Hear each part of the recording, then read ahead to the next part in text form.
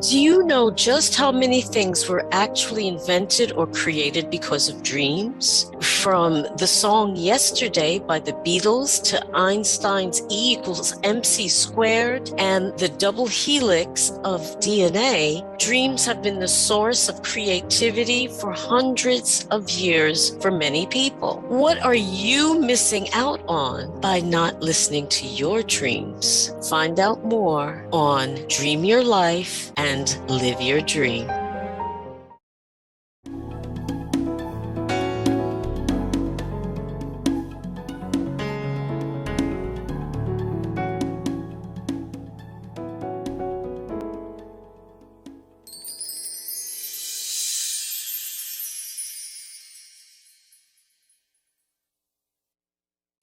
I'm Sheila Balgobin, and I am the Dream Decipherer, and I help you to crack the code of your sleep and dreams so you can sleep sound and dream deep.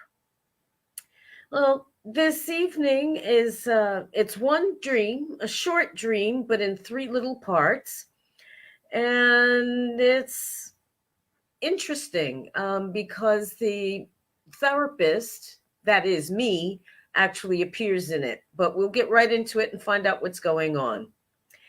The dreamer reports that they were cycling with their sister in law, who said that she was going to be returning back to her home in South America in November, and gives a very specific date, November the 28th.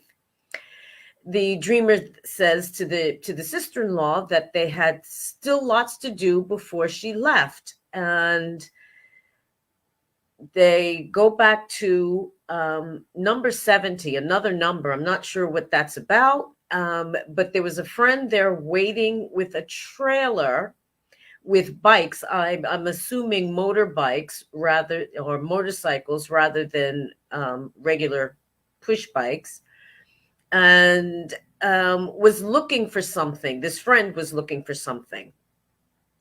The dreamer also then reports that the dreamer's wife was waiting for the dreamer and the sister-in-law, and but both of who were in a mood, both this person with the trailer and the wife were in some kind of mood.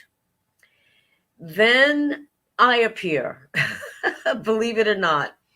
The dream reports that I met a friend of the dreamers and that we were engaged in a martial arts competition or activity with each other. Finally, in the last part of the dreamer reports that he was having a conversation with someone that reminded him of a friend, a female friend, and during this conversation had gotten his new sneakers, new trainers, wet by accidentally stepping into a little ornamental stream. But the location of this conversation was on the grounds of either a gas station on a highway, a motorway, or the racing team's headquarters, and the dream ends there. So there's a lot going on. So as I always say, that little dreams can mean pack a lot of information into what seems to be a relatively short dream. But we'll break it down and we'll see what's going on here. And the first thing is this sister-in-law that the dreamer is going cycling with somewhere or other, and states that there are things that they need to do before the sister-in-law returns to her home. My first question here was, well, what things is one question. The other one is very specific about dates in this part of the dream. I mean, a specific date for a departure, the number 28, which if you're into numerology, you add it together, that's 10 or 1, which means a new beginning. And then there's the number 70. Now, it seems to be that they're referring, this number 70 refers to up the number of on a building or something like that, an address, but the number 70. Seven is a spiritual number, a holy number, if you will, 7 days, etc. But there's just something about numbers here that seems to be important. And I would ask the dreamer here if there's any significance that they attach to the number 28 or the number 70 or 7, or possibly the numbers 1 or 10 because of numerology. I put that out there. There's also this theme of movement. The dreamer is is cycling somewhere, I assume on bicycles, with the sister-in-law. And as I've said in the past, what vehicles or travel represent in our dreams, our journey through life, literally.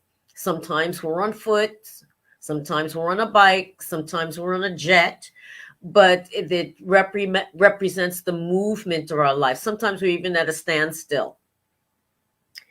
But in this case, the movement is forward, but at a leisurely or slow pace. And it seems to be that they're going at their own pace. And I wonder here for the dreamer whether they are proceeding towards a particular goal or goals at their own speed, at their own pace. There seems to be something about going somewhere under their own power. Now, this, again, we talk about movement and travel. You have the sister-in-law flying off back to her home in South America, which, you obviously have to take a jet to get there. So this is, again, movement, but movement that's much more rapid and high powered. And it's somebody else that's doing the work, if you will, that's actually putting the power into it. The dreamer, in a sense, or the sister-in-law rather, would be along for the ride. It's not under her own power, it's under someone else's power. So there's something about movement forward, but slower, more leisurely, self-powered movement, as opposed to something pushing forward the sister-in-law in a much quicker way. Now, there's also something about the sister-in-law herself. Now, it could be, in a sense, a stand-in for the wife, or actually representing, in a sense, the dreamer's inner female or anima. And the anima, or the inner female that every male has, just as every female has an inner male or animus, represents connection, relationship, so feeling. And I wonder if this is an indication, perhaps, to the dreamer about relationships and connection. Maybe there's something that's in terms of their relationships that needs to be looked at.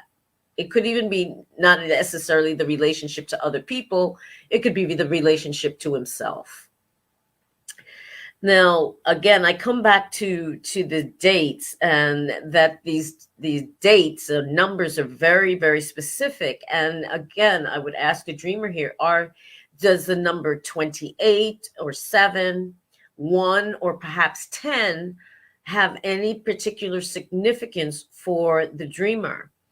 And being that it gave a date from the last month, I would ask that anything in particular happen on November 28th that was of significance, or perhaps anticipating something that could happen between now and next year on the 28th. You can play with this in any number of ways, including if November is 11 and 28 and for the day, if you're expecting something to happen in 11 or 28 days. The 70 or 7, if you strike off the 0, where is this, or what is this 70 that the dreamer and the sister-in-law are returning to? What is that? It seems to be an address of a building, perhaps, but perhaps it means something else. The Once the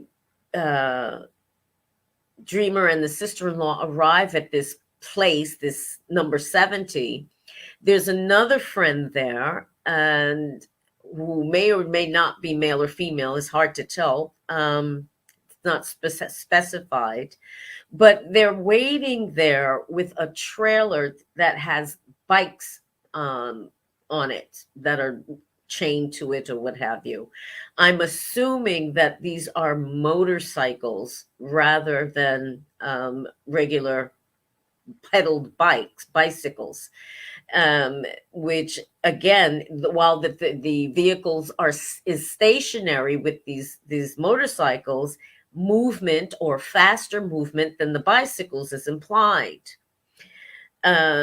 So my question here for the dreamer is there moments in the dreamer's life where they may be going at their own pace, then speeding, with the desire to move things along more quickly, but is somehow stopped or halted or delayed in some way.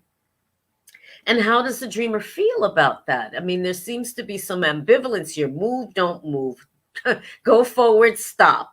There's a hesitation, it seems, with regard to forward movement. And I wonder if there's some area of the dreamer's life that is like that. Now this friend with the trailer and the motorcycles, it's like, what does this friend evoke in the dreamer? What does this dreamer, this person represent?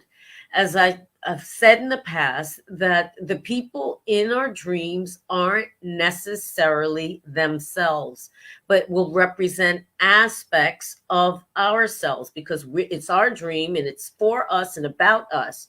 So the people that appear in the dream are expressing some part of ourselves. The unconscious mind just hangs that thought, feeling, sensation, whatever it is, in a way that is familiar to us, usually. So you get to the part where this wife and friend, it seems, are in some kind of mood. What kind of mood and why? And I would ask the dreamer here, what kind of mood were they in? Was it a good mood, bad mood, indifferent mood? Was the wife upset because he had gone off biking with the sister-in-law? What was going on there? What was the mood about? And how did that make the dreamer feel? Then you get to the next part of the dream, and where the therapist, i.e. me, appears. And this is not an uncommon thing to have happen. As when I was doing counseling work in drug and alcohol counseling and bereavement counseling, clients would often, when they knew I worked with dreams, would often bring their dreams, and the dreams would provide messages for me to understand either that I was on the right track with something, or that I was off with the fairies, and needed to adopt a different tack. So it's not uncommon for clients to dream for their therapists. So it didn't surprise me too much that that I had appeared in the dreamer's dream.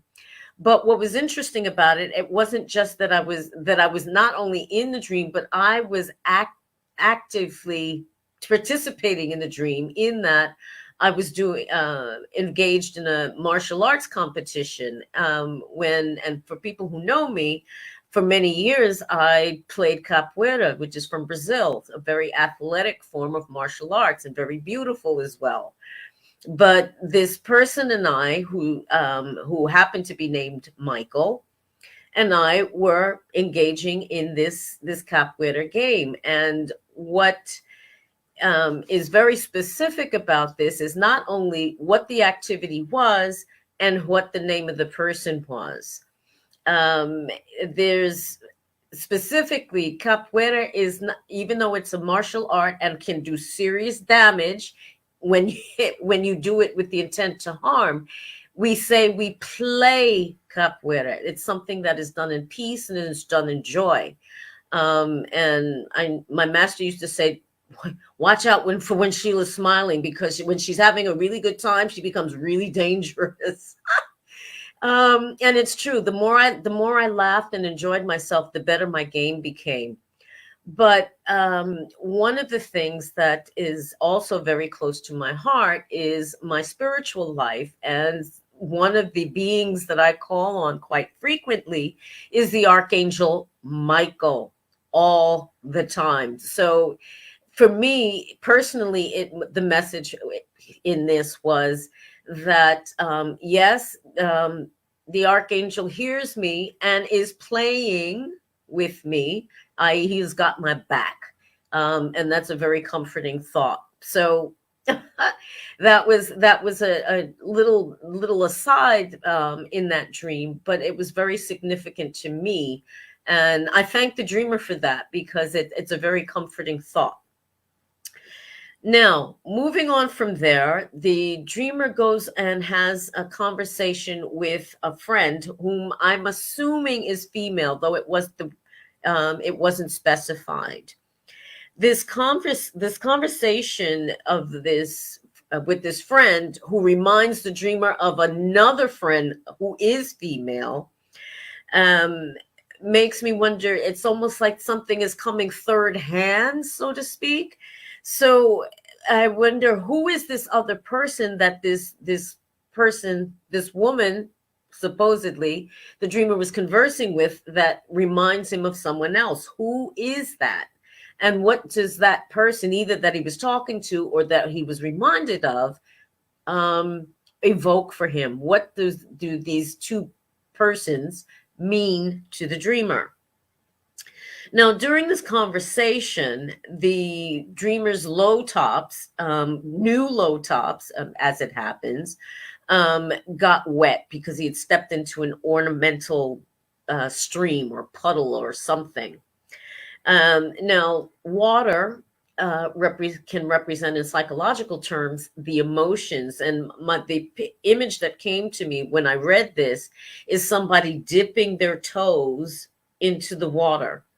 And in this case, emotional waters. And my question here for the dreamer was, well, how did he feel about getting his feet wet, even if it was, you know, just a kind of just dipping his foot in and stepping in this water and then stepping back out?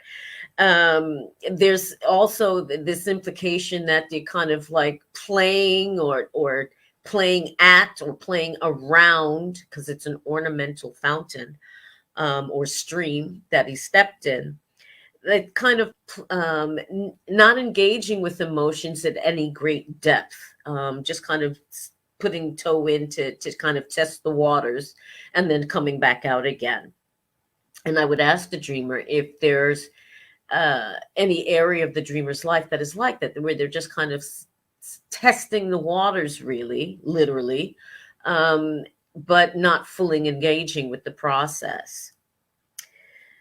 Now, the location that this conversation with this person who reminds the dreamer of another person takes place, there's this notion of movement being implied. It's either taking place at a gas station on a highway, so it's like a rest stop, or it's the headquarters of a motor racing team. So, if you're talking about Formula One or something, you're talking about things that go pretty damn fast. But again, no movement is here. The movement is implied, but there's no movement forward. It's stuck or stationary, at least for a time. So, and I would ask again, is there an area of the dreamer's life where they're wanting to move forward, but somehow are just stationary, just stuck? Some of the things that came to me as I read this is like being at a petrol station.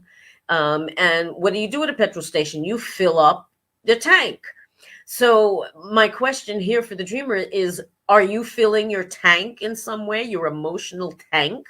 And having to take a pause while you do that, like fill your tank before you can move forward again. Whereas this motor racing headquarters that it could be, it makes me wonder whether the dreamer is in his headquarters about something and not quite making a decision one way or the other. But there again, fast movement implied, but doesn't happen. So what are all of the connections with all of this? First of all, except for the character Michael, all of the characters in this dream are female, including me. And again, that makes me come back to whether this shadow aspect of these, the anima aspect of this dream, because all of the women are connected to the dreamer in some way, whether it's a friend, a wife, a sister-in-law, me. It's all feminine energy, which is all about connection, relationship, emotions.